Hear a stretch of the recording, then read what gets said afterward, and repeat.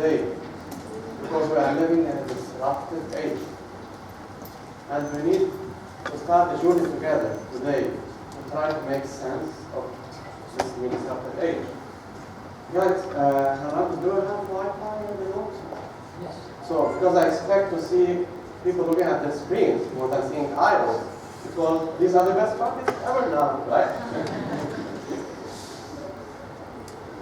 Big data is affecting and disrupting all industries. There is no industry untouched by big data. Down to healthcare. This is a use case which was where they ingest 82 million outpatient visits in order to correlate symptoms of diseases and see how they can relate that to cancer. Down to smart cities. We will be down to that age where we won't need traffic lights anymore. It's a slot-based system where whenever the car will approach the intersection, it will just move on. There is no need for traffic lights. Down to agriculture. Now you can take an image for your plant, and the app will tell you what the plant is. And it will tell you the freshness of the crops in your field. And we are putting sensors in the tractors in order to know what are the best seeds needed for the crops in our field. Love at the edge of big data. Even big data is being used in relationships. So there was an experiment where they put sensors in an apartment for couples, and they are measuring the heart rate, the emotions, and they are able to predict the success rate of their relationships. Down to TV, to music, Leonardo DiCaprio recently acquired the big data startup. That startup, they get like the taste of the needs of the fans. So in order to tailor the trailers of the films, Leonardo DiCaprio is using big data. Sephora are now building augmented reality lips, so you can try the lips before buying them. And if you know the John Legends, all of me, music, okay? Would you imagine that will become to a point where AI or big data can give us such lyrics? Yes. Can a computer system read our lips? There was an experiment where they analyzed 5,000 BBC programs, and the AI algorithm was able to read the lips inside the program, and it outperformed a professional human retriever. So imagine how this shift in technology would change the skills that we need in order to have jobs in the future. If you love sports, big data is now used in sports, so we have these connected socks that track how many times you should bowl. And Germany used big data at the World Cup in order to win the World Cup. And this is a project I've done where we scrape data from job portals in order to see what are the skills needed in a specific country. So you can see the different communities of skills, and you can understand unemployment rate, and understand different trends in a specific country. Moving to Colombia, I was visiting Colombia for the first time, and I wanted to understand the trends in that city. So what I did, I built this visualization by using Instagram data. So if two hashtags appeared in one image, I built a connection between them. And I'm using a specific location circle inside Bogota in Colombia. I was able to spot all the trends in the city. I was able to know about the folklore, the graffiti, the tattoos, and a lot of trends that cannot be discovered without an intensive Google search or asking friends.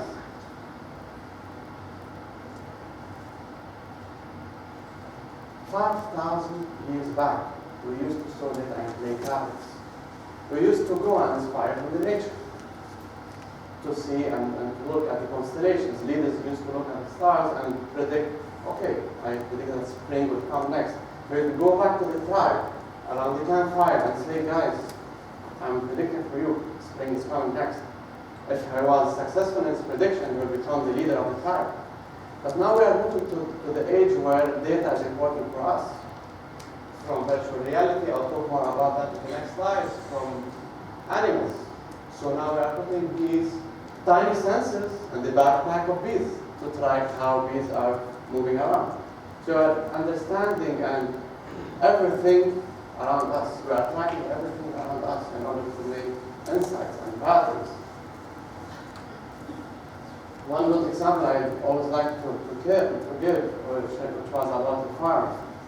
He's a Japanese farmer and he wants to improve the farm of his parents.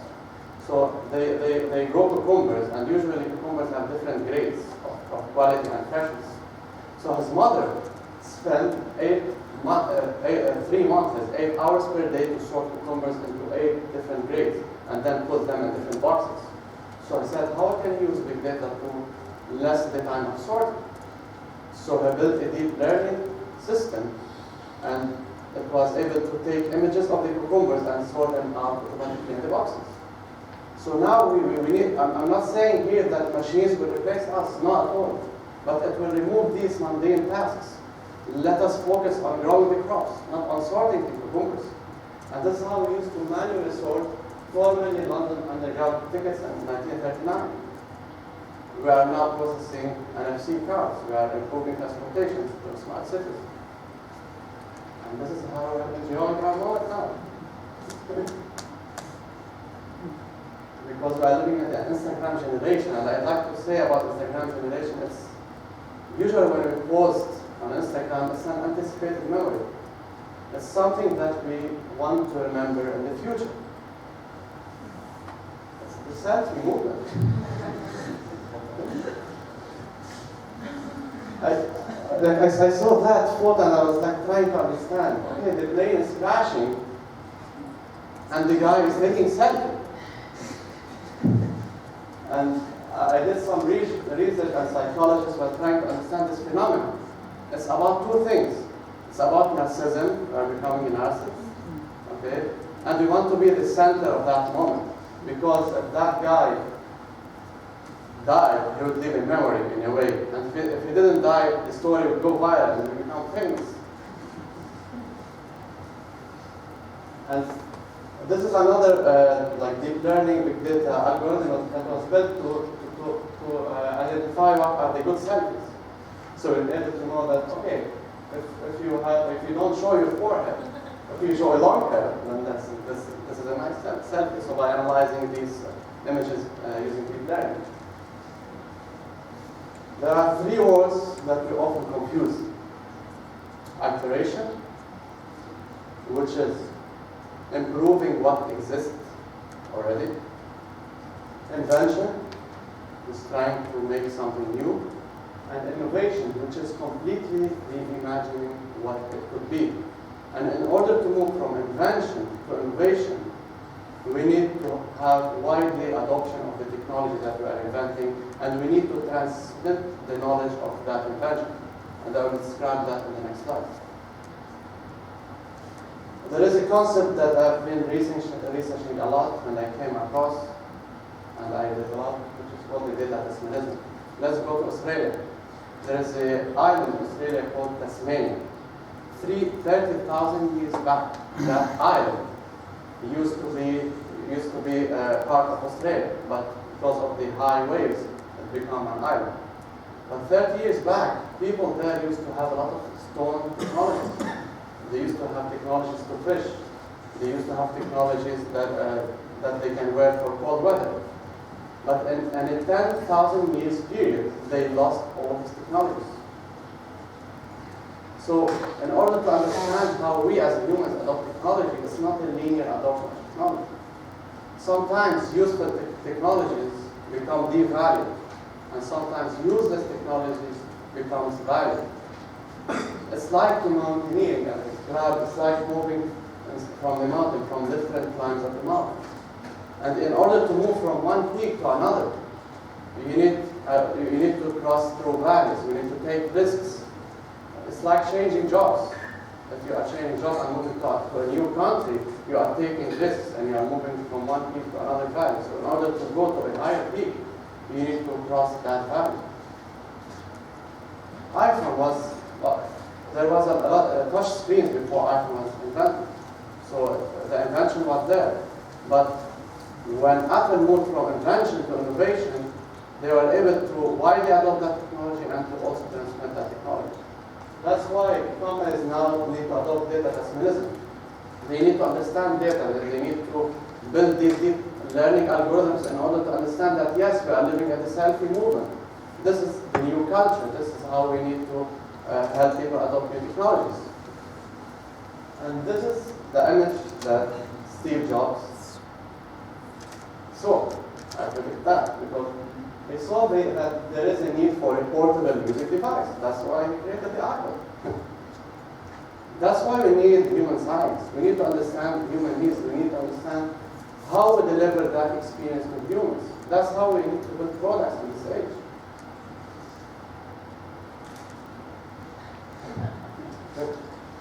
This is the difference between invention and innovation. Okay, this is a new invention, which is the car. But in order to make people adopt the car, we need to transmit the knowledge in the right way.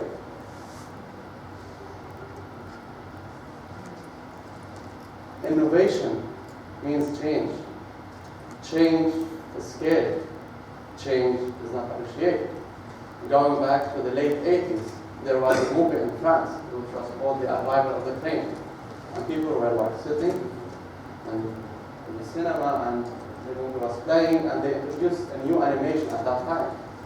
So the train was passing by and people, they ran out of the room.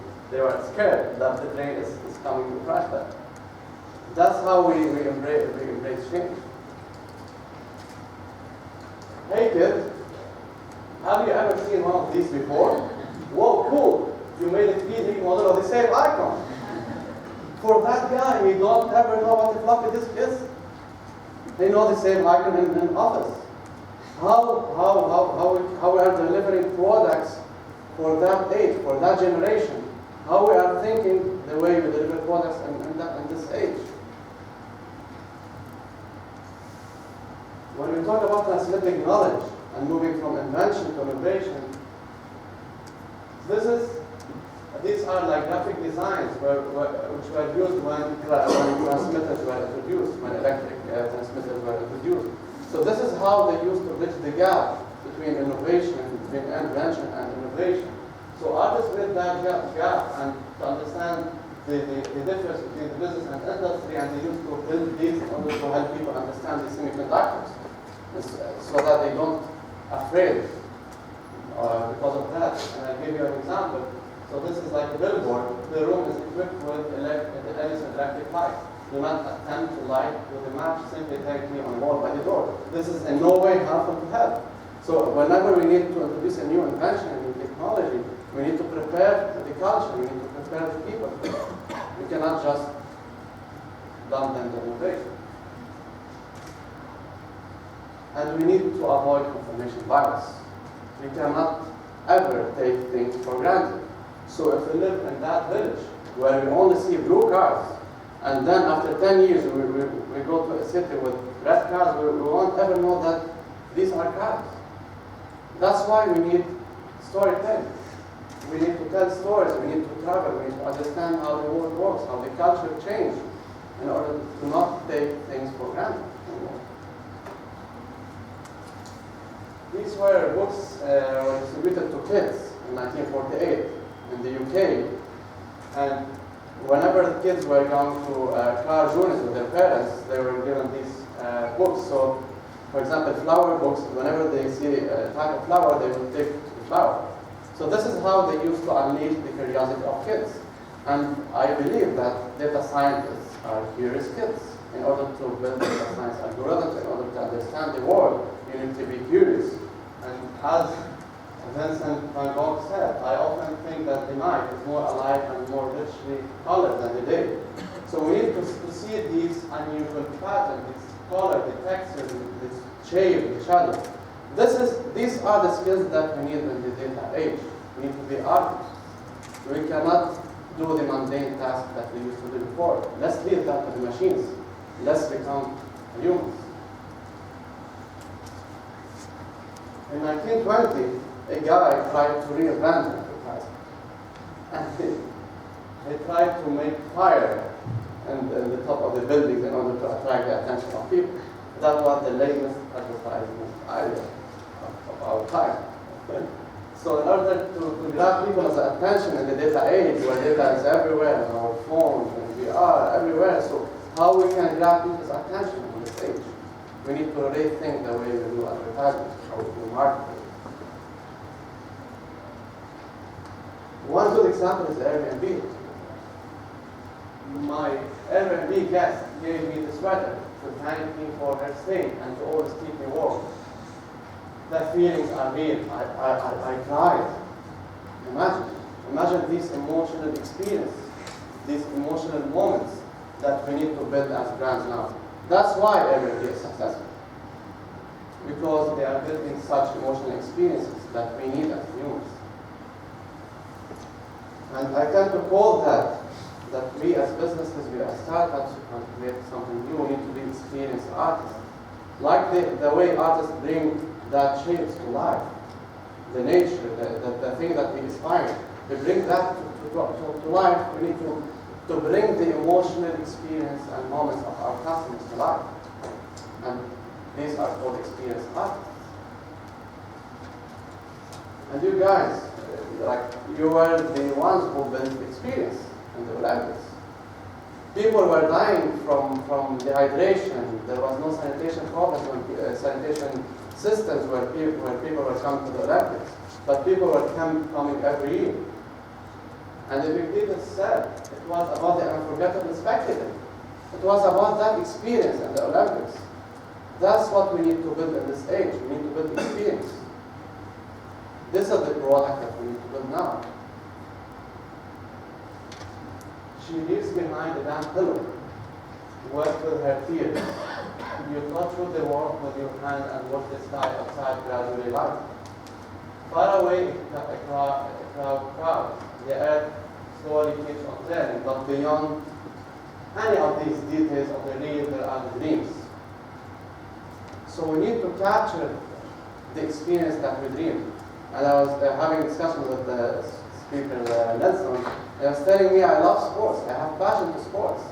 And I dream my experience that whenever I'm going to the stadium, I want to get a discount for a t-shirt because I attended this amount of games that year. So he dreamed his experience. The thing that we are passionate about, we always dream an experience that we want to have. So are we building the experience that we dream of, that our customers dream of?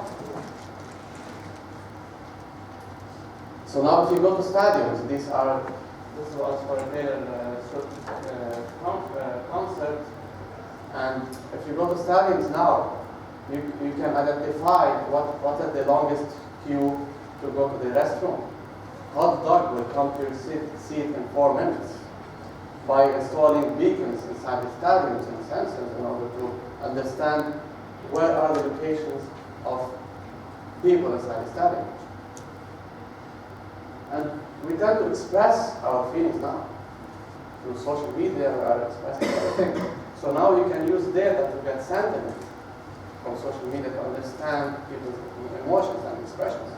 So you can use that in this age. And successful businesses now use data Tasmanism to enable us to experience life from a different perspective.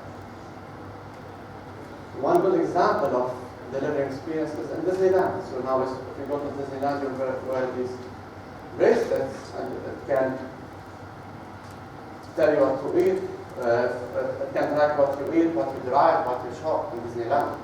And Mickey Mouse will come to your kids and say happy birthday. They will talk about Jack Sparrow because your kids were playing Jack Sparrow all the day. So they are understanding the data in order to deliver an experience. And that's one of the good examples of experience design. And we trust our own data. That was agreed by DJ McNeil, the White House data scientist.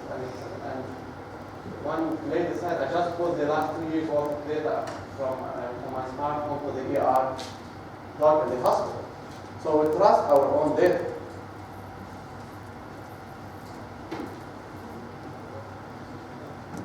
Okay, the video is not working. So now we are moving to another topic, which is virtual reality, augmented reality, the new age that is coming. Yeah. So now we can you can reinvent education in virtual reality. You can do a live operation in virtual reality. And with virtual reality, we'll have these eye sensors, which will track what we are seeing at that moment. Imagine the data that will be coming from these devices.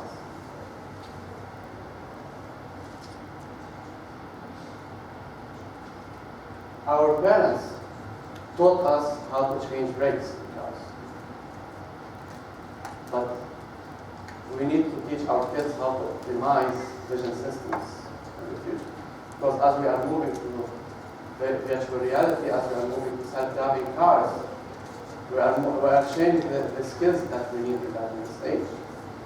And this is another deep learning algorithm where even if we have a blurred image, we can get the original image. So imagine how advanced we went into using these kind of algorithms. And this was the first autonomous self-driving car in 1985, developed by DARPA in the United States, the Department of Defense. But it didn't shed the light because the deep learning algorithms at that time was not able to understand, to see the fog, if there was rain, it cannot understand all these phenomena.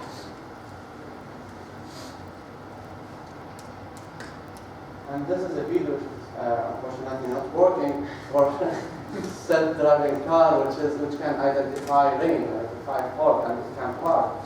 So this is an example to tell you that our algorithms are becoming more advanced, and we are reaching to that age of self-driving cars. And now we can also use routers, okay, and the Wi-Fi of routers and the waves of Wi-Fi routers can understand the emotions. This is a recent research by MIT. So by using the waves of the Wi-Fi, you can transmit the waves and understand how you are feeling in this room. So if you have a router here, I can know how you are feeling towards my presentation. So once we are smart, once we build smart systems, once we build smart cities, we will become more resilient and we will take better decisions in our life. So if we go back to Instagram moment, I start with where we see things as an anticipated memory. This is how we need to see products in the future. You need to build products that are an anticipated memory for your customers, that are emotional experiences for your customers, that are meaningful experiences for your customers. Because being data-driven is a journey. We are always students. As Naomi said, we are always learning. It's a journey where we continue to learn how to use data to create these kind of experiences. Guys, it's your time. It's your time. We are living in a really disruptive age with all these technologies, regardless of all the challenges, the economic situations. But as I said, in the Tasmanism, it's different peaks. We move from one peak to another. We pass through valleys. But in order to reach the higher peak, in order to move from invention to innovation, we need to take note of all these things.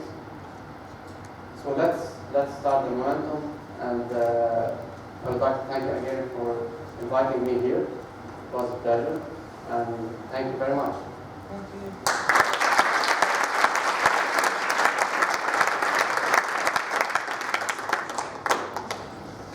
Thank you so much for this.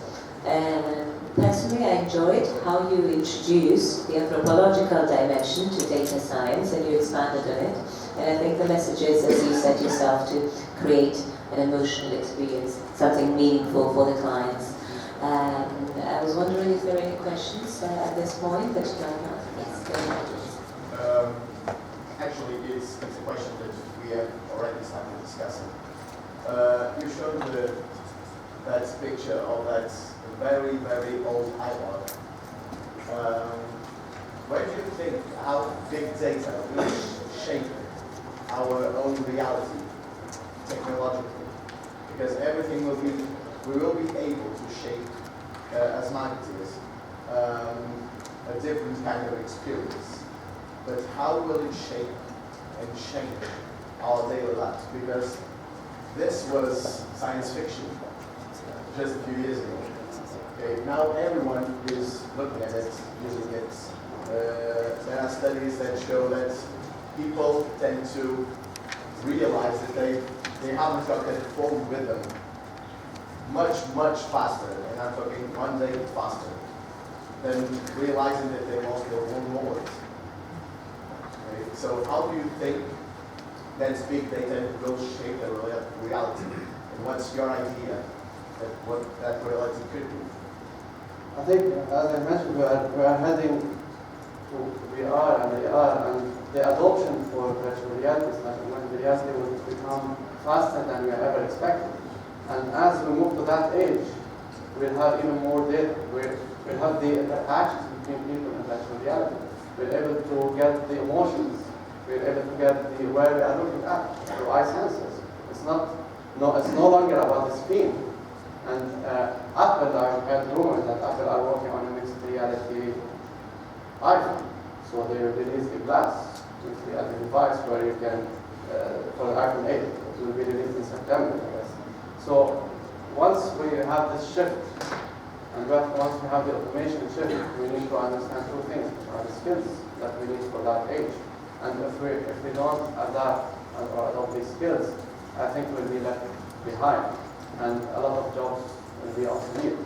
It's not a risk, it's an opportunity for us as humans, because a lot of mundane tasks that are just taking our time will be replaced by our creativity, our building something innovative, instead of wasting our time with sorting tickets or with sorting numbers.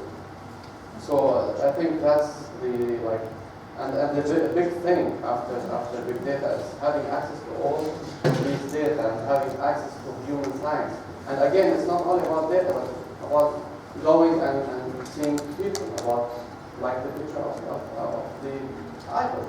So knowing what people want, understanding people's behavior and emotions. That's the big thing, human science plus data science. May I add just one other point? First thoughts that I got when I heard the first time the buzzword, big data.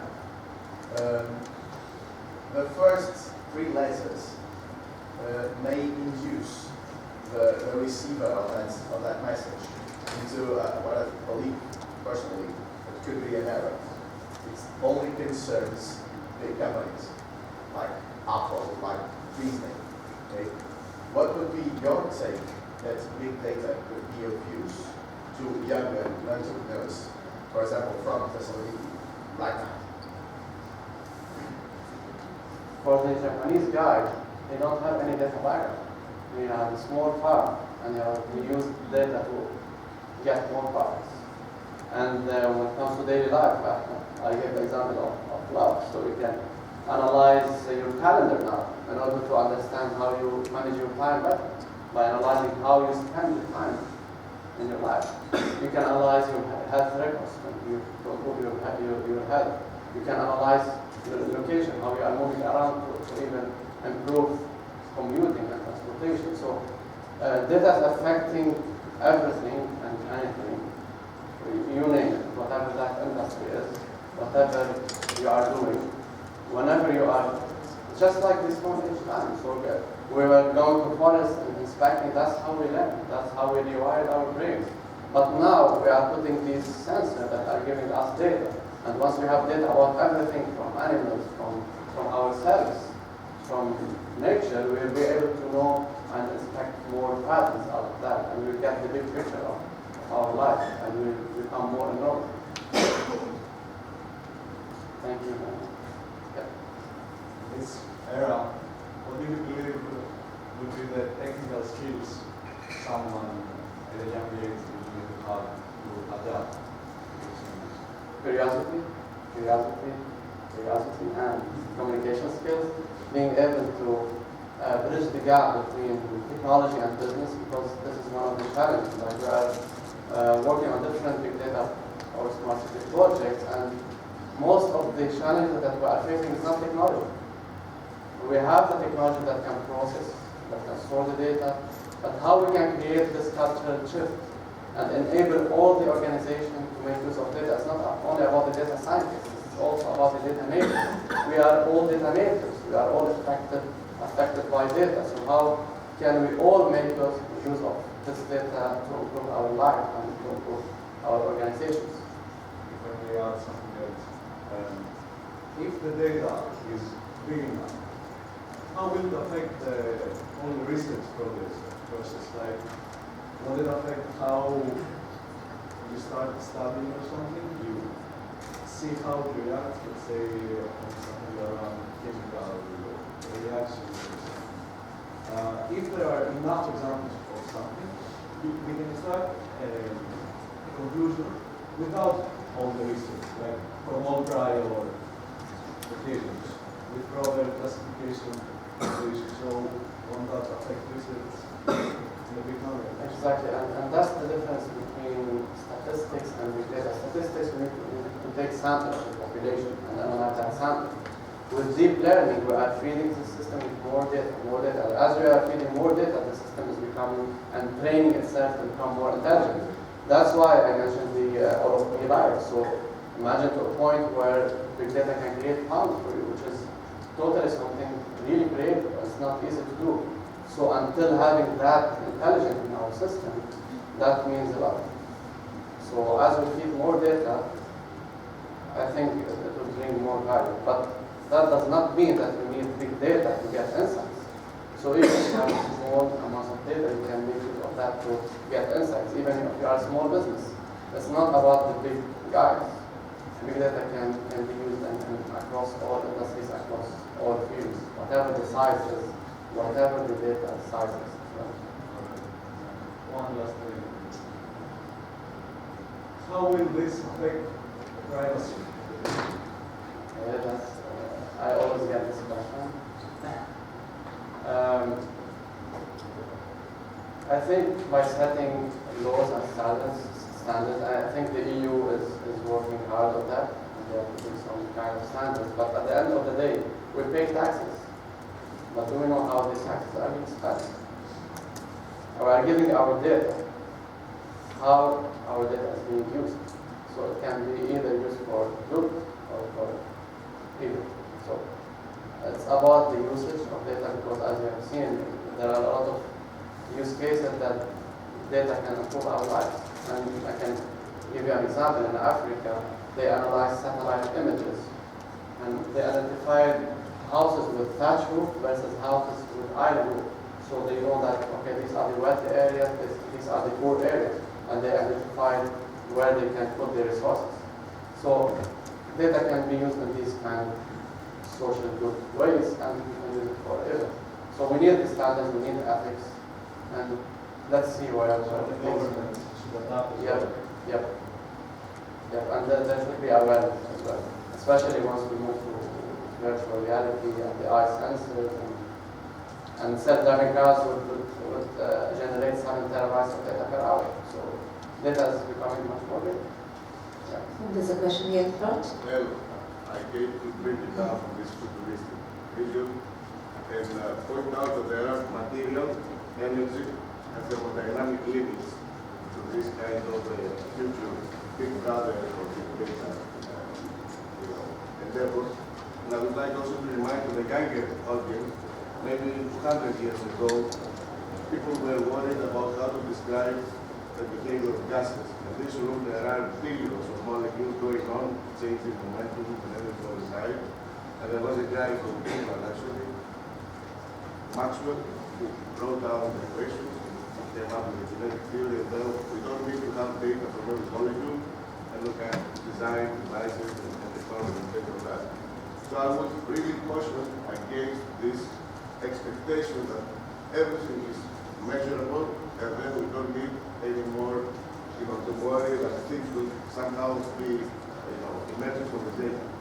Because eventually, to be able to transfer all this data, you need so much energy. That's why I mentioned Keynote. And there's also something more, a very deep entropic argument here.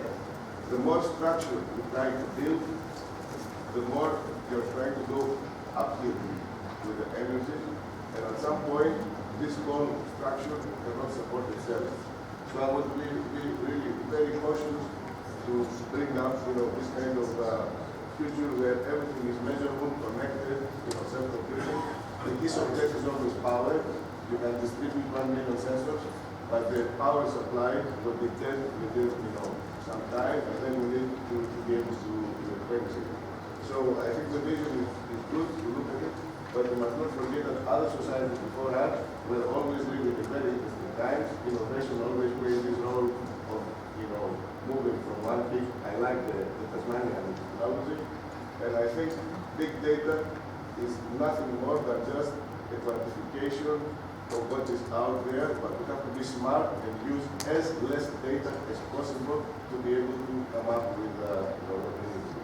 I'd add to that, yes, we need the human side. So that's why, okay, machines will be able to program, but our role is to train that machines and to monitor the results and monitor the models.